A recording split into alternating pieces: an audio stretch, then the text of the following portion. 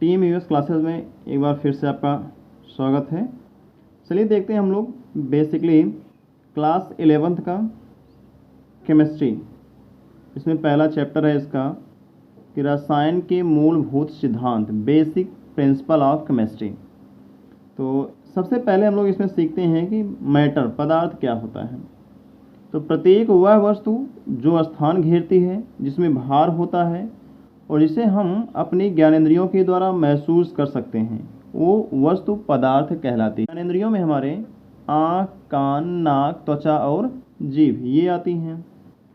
तो यहाँ पे एक बात दिया जिसमें भार जैसे होता है कि देखो, जो बड़ी वस्तु होगी उसके लिए हम लोग भार मेज़र कर लेते हैं, लेकिन कभी कभी ऐसा होता है कि वस्तु बहुत ही छोटी होती है तो उसके ऊपर ग्रेविटेशन फोर्स, गुरुत्वाकर्षण बल काम नहीं करती, तो उसका भार नहीं बल्कि उसका हम द्रव्यमान मेजर करते हैं। क्योंकि द्रव्यमान परिवर्तनशील नहीं होता है कि कहीं भी रहे, द्रव्यमान हमेशा निश्चित होता है, लेकिन भार जगह जगह पर अपने गुरुत्वाकर्षण बल के आधार पर वो परिवर्तनशील होता है। तो अगर बहुत ही छोटी वस्तु है तो उसके लिए हम लोग यहाँ द्रव्यमान शब्द इस्तेमाल कर सकते हैं, अन्यथा भार शब्द इस्तेमाल किया जाएगा। तो पदार्थ की जो प्रकृति है, ये कितनी प्रकृति में पदार्थ पाई जाती हैं? ठोस, द्रव और गैस में। तो जो ठोस, द्रव और गैस है, इन तीनों के बारे में आपको हम बताते हैं, थोड़ा सीख लेते हैं।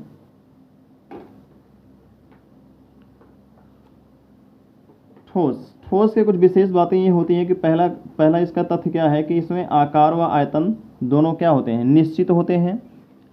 और अंतरा आणविक बल अधिक होता है, यानी वो अणुओं के बीच में जो आकर्षण बल होता है, ठोस के अणुओं के बीच में आकर्षण बल बहुत ही ज़्यादा होता है, इसीलिए वो पास पास होते हैं। तो जब पास पास होंगे तो कोई भी चीज़ होगी वो ठोस अवस्था में हो जाएगी। इसका घनत्व तो सबसे अधिक होता है। जैसे एग्जाम्पल के तौर पे यहाँ ये देख सकते हैं कि ईंट है, लकड़ी और पत्थर, ये बहुत सारे एग्जाम्पल हो सकते हैं। फिलहाल यहाँ हम समझने के लिए बस इसको देख रहे हैं। द्रव अवस्था क्या है? द्रव प्रकृति कैसी है पदार्थ की? इसके आकार तो अनिश्चित होते हैं लेकिन आयतन निश्चित होता है। जैसे मान लीजिए आयतन ऐसे निश्चित है कि कोई भी द्रवित पदार्थ को अगर आप 1 लीटर 2 लीटर जितना भी लिए हैं तो उसका आयतन हमेशा क्या रहेगा? उतना निश्चित रहेगा कि 1 लीटर आपने लिया है तो 1 लीटर ही रहेगा, चाहे जिस बर्तन में आप उसको रख दीजिए। लेकिन जिस बर्तन में आप रखेंगे उसका आकार ज़रूर ग्रहण कर लेगा। तो बर्तन के आधार पर वो आकार बदल जाएगा, लेकिन आयतन उसका 1 लीटर है या 2 लीटर है, जितना आपने लिया है वो हमेशा निश्चित रहेगा, फिक्स रहेगा। लेकिन इनके बीच में आकर्षण बल ठोस की अपेक्षा क्या होते हैं? कमज़ोर होते हैं। इनका जो आकर्षण बल होता है अणुओं के बीच में वो कमज़ोर होता है, तो इसलिए ये ठोस ना होकर के द्रवित अवस्था में होती हैं चीज़ें। घनत्व तो इनका जो होता है ठोस की अपेक्षा कम होता है, यानी बहुत ज़्यादा ये पास नहीं पाए जाते हैं, थोड़ी सी डिस्टेंस होती है इनके बीच में। जैसे पानी, दूध और तेल, ये कुछ एग्जाम्पल हो सकते हैं इसके। गैसियस फेज यानी गैसीय अवस्था जो होती है इसकी, ये गैस प्रकृति कैसी है? इसके आकार और आयतन दोनों ही क्या होते हैं? अनिश्चित होते हैं। यानी किसी भी 1 किलोग्राम गैस अगर आपने लिया है तो उसको अगर एक कमरे में आप छोड़ेंगे तो पूरे कमरे का ही आकार ग्रहण कर लेगा। और कमरे को छोड़ दीजिए आप, चाहे जिस पात्र में रख रहे हो उसी पात्र का पूरा आकार ग्रहण कर लेगा। अब बात ये आती है कि आयतन की बात ये करते हैं कि जो वस्तु जितना भी स्थान घेरती है वही उसका क्या होता है? आयतन होता है। तो जो गैस होती है जितना दूर तक फैल जाएगी वो उसका आयतन हो जाएगा। तो अब जाहिर सी बात है, जिस जगह आप इसको छोड़ोगे तो उसी का आयतन ले लेगी, उसी का स्थान ग्रहण कर लेगी। तो इसका मतलब है कि अब इसका आयतन फिक्स नहीं है। तो जब ये आयतन फिक्स नहीं है तो वो किसी भी रूप में, जिस बर्तन में आप रख रहे हो उसी के आकार ले रही है, तो आकार भी निश्चित नहीं है। मतलब जो गैसीय अवस्था में पदार्थ होते हैं इनके आकार और आयतन दोनों ही निश्चित नहीं होते हैं। इनके आकर्षण बल जो होते हैं, अणुओं के बीच में जो आकर्षण बल होता है वो लगभग नगण्य के समान होता है। नगण्य मतलब होता है नेग्लिजिबल।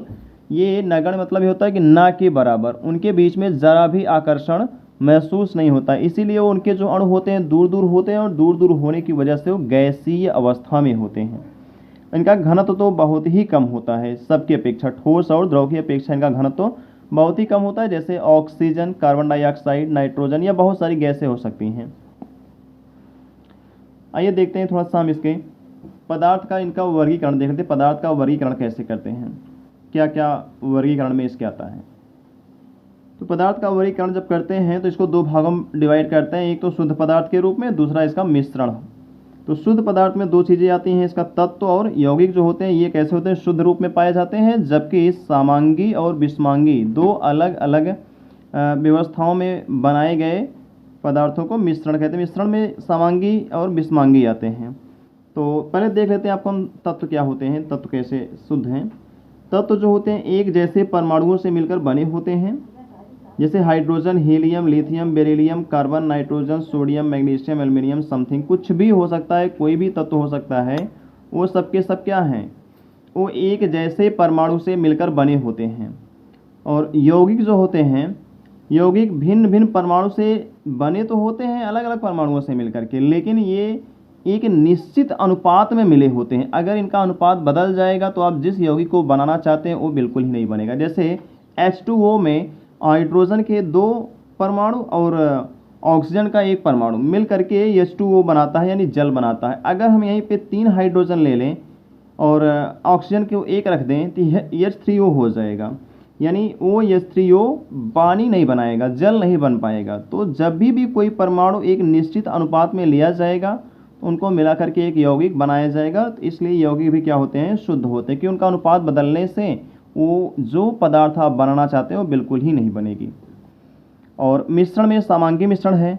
तो समांगी मिश्रण का क्या मतलब है, ये अलग अलग पदार्थों को मिला करके बनाए गए मिश्रण को समांगी मिश्रण कहेंगे। लेकिन ये तब कहेंगे जब उनको आप बाहर से भौतिक रूप से आप देख रहे हों तो कैसे दिखाई दे रहा हूँ, एक समान दिखाई दे रहा हूँ, यानी दो अलग अलग पदार्थ, 2 या 3 4 जो भी आप मिलाए हैं वो सभी पदार्थ एक ही में घुल मिल करके बाहर से एक समान एक रूप में दिखाई दें, अलग अलग ना दिखाई दें।